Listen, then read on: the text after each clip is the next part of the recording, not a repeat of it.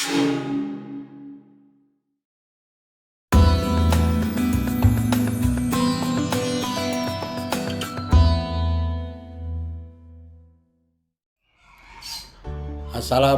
warahmatullahi wabarakatuh. Salam jumpa kembali saudara-saudara, para mahasiswa yang saya banggakan. Pada kesempatan ini Pak Samsul akan membahas tentang hal yang paling awal ketika kita belajar manajemen. Saudara-saudara, setelah kegiatan pembelajaran ini atau Anda mengikuti ceramah saya ini, Anda diharapkan mampu menjelaskan mengapa manajer itu penting di dalam organisasi. Ya,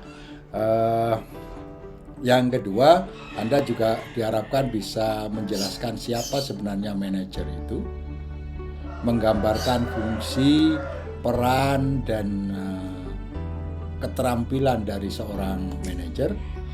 Dan saudara juga diharapkan mampu menggambarkan faktor-faktor yang membentuk dan menentukan pekerjaan dari seorang manajer.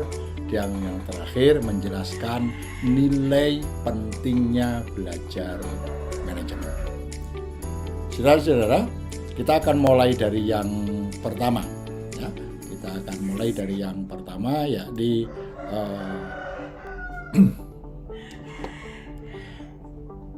mengapa manajer itu penting. Kita mendengar bahwa di mana-mana, di semua organisasi, baik itu organisasi yang berorientasi pada keuntungan maupun organisasi yang berorientasi pada jasa, itu semuanya memiliki apa yang kita namakan dengan manajer. Nah, sekarang kenapa manajer itu penting, saudara-saudara? Manajer itu penting.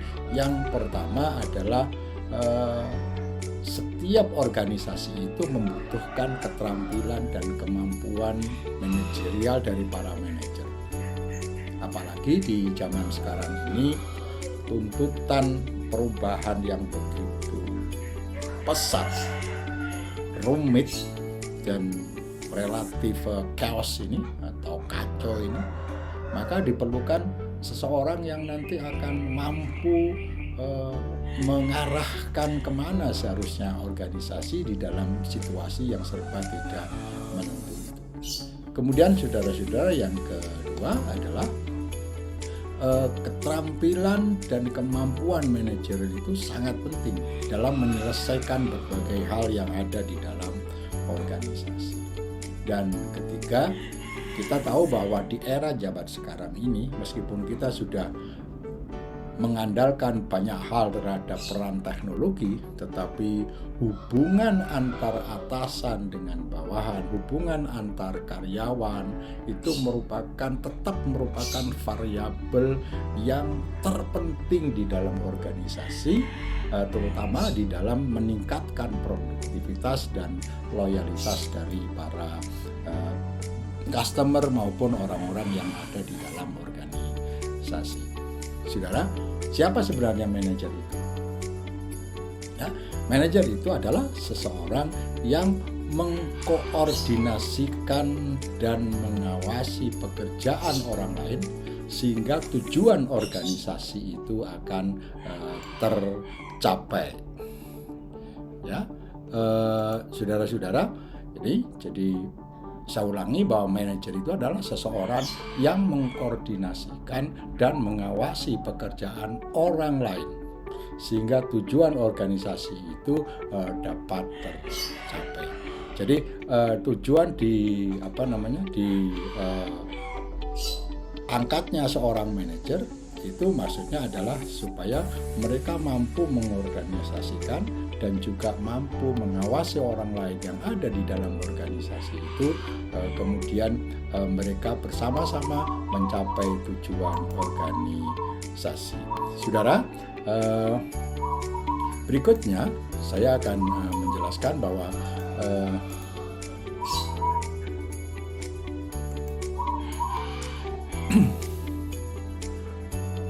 siapa saja manajer itu? Apakah manajer itu ada di mana-mana di dalam organisasi?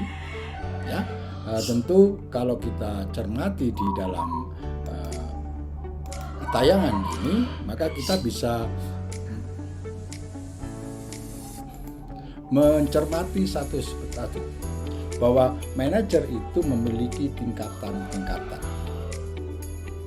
Tingkatan yang pertama disebut dengan first line manager atau manajer lini pertama, yaitu individu-individu yang mengelola pekerjaan karyawan non-manajerial.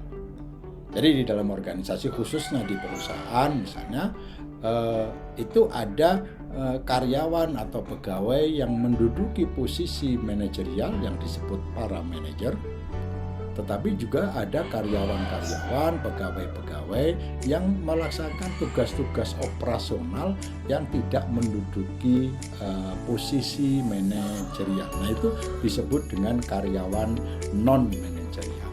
Nah, karyawan non-manajerial ini dikoordinasikan dan diawasi oleh seorang manajer yang disebut dengan manajer lini pertama. Di atas itu ada manajer tingkat menengah. Nah, manajer tingkat menengah itu adalah individu-individu yang mengelola pekerjaan dari manajer lini pertama. Jadi atasan dari manajer lini pertama itu adalah manajer tingkat menengah. Nah, kemudian di atas dari manajer tingkat menengah ini ada manajer puncak. Siapa manajer puncak itu? Manajer puncak adalah manajer-manajer atau individu yang bertanggung jawab untuk membuat keputusan yang berlaku untuk seluruh organisasi dan menetapkan rencana dan tujuan yang mempengaruhi seluruh organisasi. Nah, ini disebut dengan manajer puncak. Kalau di sekolah barangkali yang namanya manajer puncak itu adalah kepala sekolah. Kalau di tingkat pemerintahan kabupaten, maka manajer puncak itu adalah manajer tingkat yang punya kewenangan untuk mengambil keputusan yang berpengaruh terhadap seluruh aktivitas organisasi di kabupaten atau kota itu, misalnya bupati atau wali kota. Begitu seterusnya, mereka ini disebut dengan manajer puncak. Saudara-saudara yang sangat saya banggakan, ya. Jadi ini posisi bahwa paling bawah di dalam sebuah organisasi itu namanya non managerial employees atau pegawai-pegawai non managerial, ya. Kemudian di atas itu adalah para first line manager, ya. First line manager itu orang yang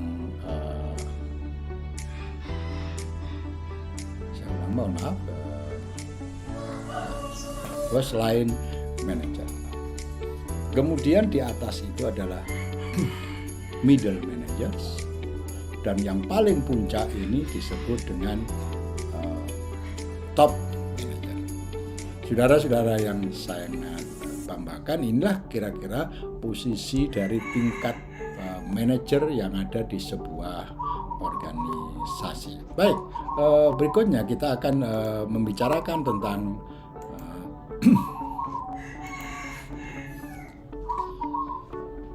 di mana manajer itu bekerja. Ya, sebagaimana sudah lihat di dalam di dalam slide ini, manajer itu adalah bekerja di dalam organisasi, tentu saja, ya. Mereka bekerja di dalam organisasi, ya. Jadi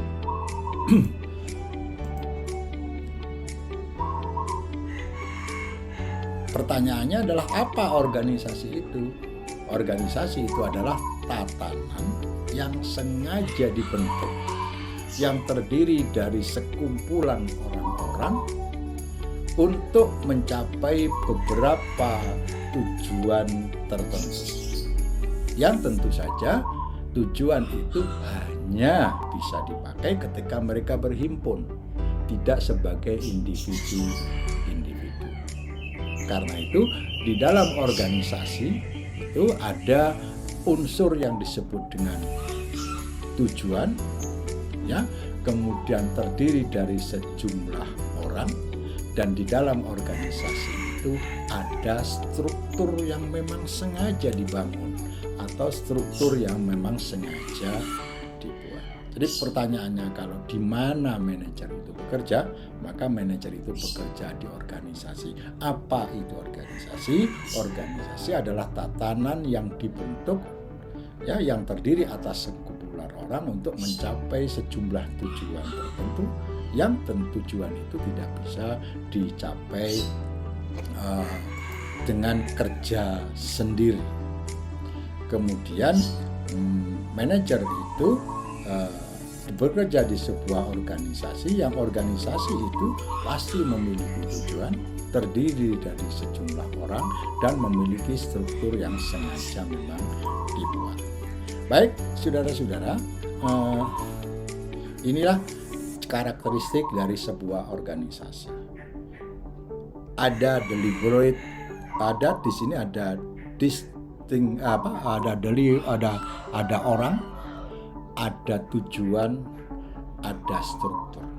Kalau kita berbicara tentang organisasi, maka ada tujuan, ya, ada struktur, dan ada orang-orang yang berhimpun di dalamnya. Baik, saudara-saudara, pembahasan kita selanjutnya adalah tentang apa sebenarnya tugas manajer. Apa yang dilakukan oleh manajer? Manajer itu tugasnya adalah melakukan pengelolaan. Yang di dalam melakukan pengelolaan itu melibatkan koordinasi dan pengawasan kegiatan kerja orang lain, sehingga kegiatan mereka terselesaikan dengan efektif dan efisien. Jadi tugas manajer itu adalah mengelola yang mencakup koordinasi dan pengawasan kegiatan kerja orang lain, sehingga kegiatan mereka itu dapat diselesaikan secara efektif dan efisien. Pertanyaannya sekarang adalah, apa yang dimaksud dengan efektif dan efisien? Ya, apa yang dimaksud dengan efektif dan efisien? Efisien itu, saudara-saudara, dapat diartikan sebagai ketika kita melakukan sesuatu dengan benar. Do the things right. Itu adalah efisien. Kemudian efisien itu dilakukan dalam rangka mendapatkan pengeluaran yang sebanyak-banyaknya dengan input yang sekecil-kecilnya. Ini efisien. Sedangkan efektif itu adalah melakukan hal yang benar. Do the right things. Orientasi dari efektif itu tidak berbicara tentang input yang sedikit-dikitnya, tetapi kalau kita mengatakan sesuatu yang efektif itu hanya apabila kita mampu mencapai tujuan dengan maksimal. Jadi kata effects itu sebenarnya lebih pada hasil. Jadi kalau kita ngomong tentang memaksimalkan hasil, itu berarti kita melaksanakan sesuatu yang efektif atau meningkatkan keefektifan. Karena itu, saudara-saudara, kalau kita bisa cermati lagi, maka kata efisien itu adalah berorientasi dengan ini. Efisiensi itu berarti pada penggunaan resources, ya, penggunaan resources atau penggunaan sumber daya. Sedangkan efektif itu adalah goal attainment atau pencapaian tujuan. Nah, manajemen itu diharapkan bisa mengarahkan organisasi dengan low resource waste meningkatkan serendah-rendahnya pemborosan sumber daya, tetapi harus disertai dengan high goal attainment atau pencapaian yang tinggi, high achievement. Inilah yang dimaksud dengan efektif dan efisien. Saya katakan sekali lagi, saudara-saudara, bahwa kalau kita berbicara tentang efektif, ya, maka kita berbicara tentang pencapaian tujuan. Kalau kita berbicara efisien, berarti kita berbicara tentang penggunaan sumber daya. Itu saudara-saudara definisi dari manajemen atau tugas dari seorang manajer. Berikutnya saudara-saudara, kita akan menyampaikan tadi sudah pengertian organisasi itu apa, kemudian tujuan dari unsur organisasi itu apa saja, ya sudah ada. Saya sebutkan tadi sudah ada tujuan, ada struktur, dan ada orang-orang yang berhimpun di dalamnya, itu organisasi. Kemudian tentu di dalam manajemen itu ada proses. Nah, proses ini dilaksanakan dengan sejumlah fungsi yang ada di belakang saya ini, ya, yang ada di layar belakang saya ini, sejumlah fungsi. Ya, ini fungsi itu adalah ada 4. Yang pertama fungsi perencanaan atau planning, yang kedua fungsi pengorganisasian atau organizing, ya, kemudian fungsi yang ketiga adalah leading atau memimpin, dan yang keempat adalah fungsi pengendalian atau controlling. Planning, organizing, leading, controlling. Apa itu planning? Planning itu adalah pendefinisian tujuan, menetapkan strategi untuk mencapai tujuan, dan mengembangkan rencana untuk mengintegrasikan dan mengkoordinasikan kegiatan dalam rangka mencapai tujuan. Sedangkan pengorganisasian itu adalah penataan dan penyusunan struktur pekerjaan untuk mencapai tujuan organisasi. Memimpin adalah bekerja dengan dan melalui orang lain untuk mencapai tujuan. Jadi planning menetapkan tujuan dan menetapkan cara mencapai tujuan. Organizing itu adalah menata dan membuat struktur organisasi untuk mencapai tujuan. Memimpin itu adalah bekerja dengan dan melalui orang-orang lain untuk mencapai tujuan. Nah, di dalam proses planning, organizing, leading itu supaya betul-betul arahnya sampai pada tujuan organisasi, maka ada fungsi yang kita sebut dengan fungsi controlling. Ya, fungsi controlling. Ya, fungsi controlling di sini. Nah, fungsi kontrol di sini adalah untuk memastikan bahwa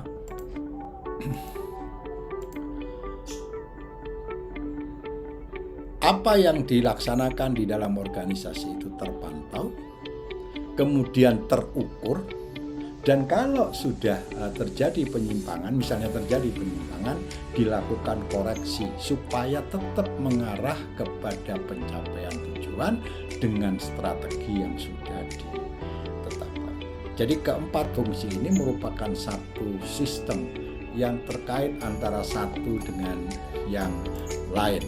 Ya, planning, kemudian organizing, leading, dan controlling itu merupakan satu rangkaian yang saling terkait dan tidak bisa terputus antara satu dengan yang lainnya. Saudara-saudara, inilah tahapannya. Saya tekankan lagi, ini saya ambil dari buku sumbernya, bahwa di dalam proses organisasi itu ada planning, ada organizing, ya, kemudian ada leading, dan kemudian setelah leading di sana ada controlling, dan puncaknya di dalam pencapaian di dalam organisasi itu adalah achieving the organization stated purposes, yaitu pencapaian dari tujuan yang ditetapkan oleh organisasi. Saudara-saudara, berikutnya saya akan jelaskan peran dari manajer atau roles of managers. Ya, banyak sebenarnya peran dari manajer itu. Tapi sejumlah ahli, khususnya yang di sini ini, Misbah itu mengidentifikasi 10 peran, kemudian dikelompokkan menjadi 3. Peran hubungan antar persoalan, peran transfer informasi, dan peran berkaitan dengan pembuatan keputusan. Jadi saudara-saudara, 3 peran ini yang pokok bagi seorang manajer. Ya, nah peran yang pertama, saudara-saudara, peran yang pertama kita melihat di sini bahwa peran hubungan antar pribadi di situ, maka posisi dari seorang manajer itu bisa menjadi tokoh, menjadi pemimpin, atau menjadi penghubung. Ya, sementara peran informasi dia memiliki peran sebagai orang yang memonitor, menyebarkan, dan menjadi spokesman yang berbicara kepada berbagai pihak atas nama organisasi. Dan yang ketiga, peran pembuatan keputusan itu biasanya dilakukan oleh orang yang memang mengambil keputusan. Peran ini bisa berupa berperan sebagai wirausahawan atau entrepreneurs, kemudian penanganan gangguan dan pengalokasi sumber daya serta negosiator. Jadi saudara-saudara, itulah peran-peran dari manajemen. Ini peran manajer, saya kira rincian dari tadi yang 10 tadi, ya. Ada interpersonal roles, ada informational roles, kemudian ada decision making roles. Sahabat belajar manajemen yang sangat saya banggakan, untuk melakukan peran tadi, keterampilan apa yang dimiliki oleh seorang manajer, yang harus dimiliki oleh seorang manajer? Yang pertama disebut dengan keterampilan teknis. Ya, keterampilan teknis itu adalah pengetahuan dan kemahiran dalam bidang tertentu yang bersifat spesifik, khusus. Sementara yang kedua adalah keterampilan hubungan antar kemanusiaan atau human relationship skills. Human relationship skills itu meliputi kemampuan untuk bekerja dengan baik dengan orang lain. Sedang keterampilan yang ketiga yang harus dimiliki oleh seorang manajer adalah keterampilan konseptual. Keterampilan konseptual itu, saudara-saudara, adalah kemampuan untuk berpikir dan mengkonseptualisasikan hal-hal dan situasi yang bersifat abstrak dan kompleks mengenai organisasi. Nah, pertanyaannya berikut, apakah semua level organisasi, level manajer yang tadi sudah saya jelaskan di bagian depan itu memang harus menguasai ketiga-tiganya? Ini sebuah pertanyaan yang saya kira harus kita jawab, saudara-saudara. Nah, slide yang ada di belakang saya ini menggambarkan proporsi dari keterampilan-keterampilan yang harus dimiliki seorang manajer. Nah, di bagian paling gambar-gambar ini, coba ya saudara, saudara bisa melihat misalnya di bagian yang ini, yang paling kiri ada conceptual skills, ada human skills, ada technical skills. Nah, top managers itu harus kuat pemahamannya terhadap conceptual skills.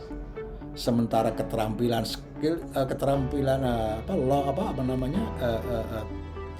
technical skills-nya itu tidak perlu terlalu kuat. Ya, sekedar tahu saja boleh seorang top manager. Tetapi bagi lower level manager atau yang tadi saya sebut dengan manager tingkat pertama, itu justru yang kuat harus di technical skills. Nah, yang berbeda di antara keduanya ini dibanding dengan dua jenis keterampilan adalah pada human skills.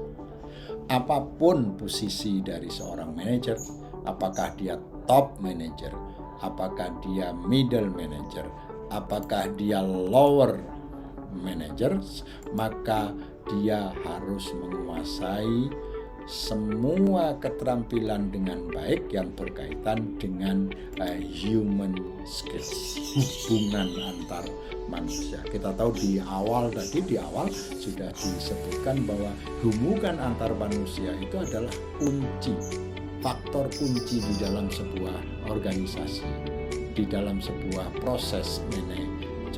Oleh karena itu, saudara-saudara, siapapun manajernya, apapun posisinya, maka dia tidak bisa menghindarkan diri dari melepas kemampuan hubungan antar manusia atau human skills yang ada di sini.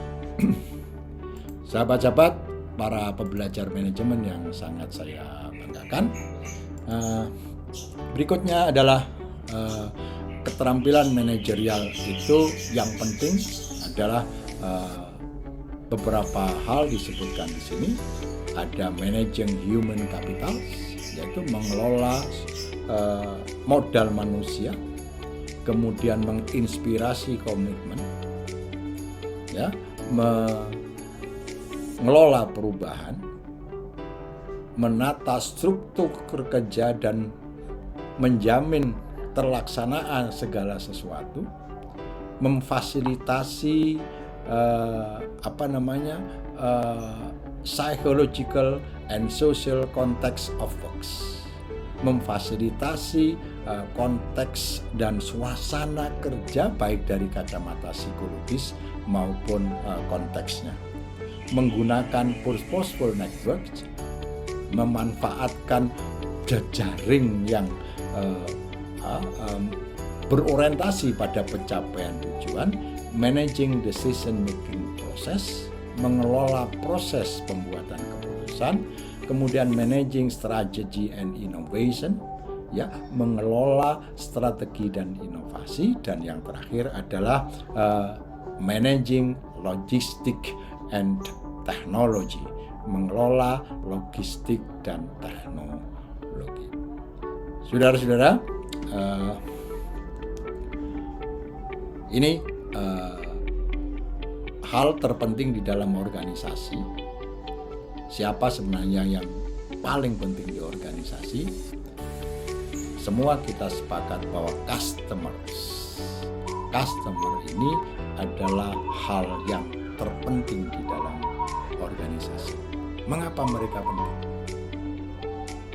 Ya, karena kita tahu bahwa organisasi itu ada dan tetap ada hanya untuk melayani customer. Tidak ada artinya apapun organisasi kalau mereka tidak ada customer-nya. Nah, karena itu customer ini menjadi hal yang terpenting, dan oleh sebab itu maka mengelola hubungan dengan pelanggan itu merupakan tanggung jawab dari semua manajer dan karyawan di dalam organisasi. Kemudian yang kedua adalah bahwa layanan pelanggan berkualitas tinggi dan konsisten sangat penting untuk keberlangsungan hidup organisasi. Karena tadi di awal sudah saya sampaikan bahwa organisasi itu ada karena ada customer. Tidak ada organisasi yang akan tetap eksis dan terus eksis kalau dia tidak memiliki customer yang terlayani dengan baik. Kemudian yang kedua adalah inovasi. Di era sekarang ini kita pasti sadar dan sepakat, hanya organisasi yang terus melakukan inovasi yang akan tetap ada. Karena itu inovasi menjadi hal yang sangat mutlak dilakukan di dalam organisasi. Pertanyaannya, inovasi itu apa? Inovasi adalah kita artikan bahwa ketika kita melakukan sesuatu secara berbeda, melakukan penjelajahan terhadap kawasan-kawasan baru, dan keberanian untuk mengambil resiko terhadap perubahan itu adalah inovasi. Dan tugas seorang manajer itu harus mendorong semua karyawan untuk menyadari dan bertindak untuk memanfaatkan semua peluang inovasi. Jadi inovasi ini menjadi inti dari pergerakan manajemen yang ujungnya nanti adalah untuk menjaga eksistensi organisasi di dalam melayani customer. Kemudian di dalam manajemen ada prinsip ketiga yang dianggap penting, yaitu apa yang disebut dengan keberlanjutan atau sustainability. Apa yang dimaksud dengan sustainability atau keberlanjutan adalah kemampuan organisasi untuk mencapai tujuan bisnisnya dan meningkatkan nilai pemilik organisasi itu dalam jangka panjang dengan mengintegrasikan peluang yang berkaitan dengan ekonomi, peluang yang berkaitan dengan lingkungan, dan peluang yang berkaitan dengan aspek sosial ke dalam strategi bisnis sebuah organisasi. Jadi kata bisnis di sini bukan semata-mata diartikan yang berorientasi pada keuntungan berupa uang atau material atau money, tetapi bisnis ini adalah segala urusan yang menjadi tugas dan tanggung jawab sebuah organisasi. Saudara-saudara, perubahan-perubahan yang dihadapi oleh manajer itu saya kira begitu complicated. Perkenankan saya untuk sedikit perubahan yang terjadi sekarang, yaitu perubahan di bidang teknologi, ya, peningkatan dari etika manajer, kemudian peningkatan daya saing atau competitiveness-nya, dan perubahan keamanan, ancaman yang berkaitan dengan keamanan. Nah, perubahan-perubahan ini memang harus dihadapi oleh seorang manajer di dalam menjalankan organisasinya. Saudara, untuk mengakhiri presentasi ini, saya ingin menjelaskan mengapa kita harus belajar manajemen. Ya, mengapa kita harus belajar manajemen? Yang pertama, kita menyadari bahwa manajemen itu hal-hal yang bersifat universal, berlaku untuk semua aspek kehidupan manusia. Semua organisasi yang ada di seluruh dunia ini memerlukan manajemen. Jadi manajemen itu adalah sesuatu yang bersifat universal. Ya, universalitas ini, saudara-saudara, itu ditunjukkan dengan kenyataan bahwa manajemen itu ada dan dibutuhkan oleh semua jenis dan ukuran organisasi organisasi kecil, organisasi besar, organisasi raksasa seperti negara, itu juga memerlukan manajemen. Semua tingkatan organisasi memerlukan manajemen. Mulai dari yang paling awal yang tadi saya sebutkan dengan frontline manager, manajer yang paling bawah sampai dengan puncak manajemen. Kemudian bidang organisasi apapun memerlukan manajemen, termasuk bidang pendidikan. Jadi kalau ngomong manajemen, kita tidak berhenti pada berbicara manajemen dalam artian untuk dunia bisnis, tetapi juga semua organisasi, apakah itu organisasi profit ataupun organisasi non-profit. Ya, dan semua organisasi ada manajemen, terlepas dari dan dimanapun keberadaan organisasi itu di seluruh penjuru dunia, dimanapun berada, mereka kenyataannya memang membutuhkan manajemen. Nah, inilah saudara-saudara, tadi sudah saya jelaskan semuanya dan bisa kita gambarkan menjadi hal ini. Ya, semua organisasi yang kecil, yang besar, ya, kemudian yang bawah dan yang atas, kemudian yang organisasi profit maupun non profit, ya, dan semua organisasi yang ada di seluruh penjuru dunia ini memerlukan manajemen. Kemudian apa sih untungnya dan kerugian kalau kita menjadi seorang manajer? Saya kira ada banyak hal yang bisa kita perhatikan di sini, saudara-saudara. Yang pertama, ya, kalau kita berbicara tentang manajemen, seorang manajer itu akan mendapat keuntungan untuk meng-create a work environment in which organizational members can work to the best of their ability. Hanya manajer yang bisa menciptakan lingkungan kerja yang membuat para karyawannya itu bisa melakukan yang terbaik. Yang kedua, kalau menjadi manajer, kita akan memiliki kesempatan untuk berpikir kreatif dan menggunakan imajinasi-imajinasi yang kita miliki. Ya, kemudian yang ketiga, kalau kita punya manajer, help others find meaning and fulfillment in life. Kita akan bisa membantu orang lain untuk menemukan makna dan kebermanfaatan dirinya di dunia kerja. Yang keempat, kita bisa mendukung, melatih, bahkan mengoptimalkan, mendorong orang lain. Dengan menjadi manajer, kita bisa bekerja dengan berbagai macam orang. Dengan menjadi manajer, kita akan menerima rekognisi dan status di dalam organisasi, status sosial, penghargaan. Kemudian yang keempat, sebagai seorang manajer kita akan mampu memainkan peran di dalam mempengaruhi hasil dari organisasi.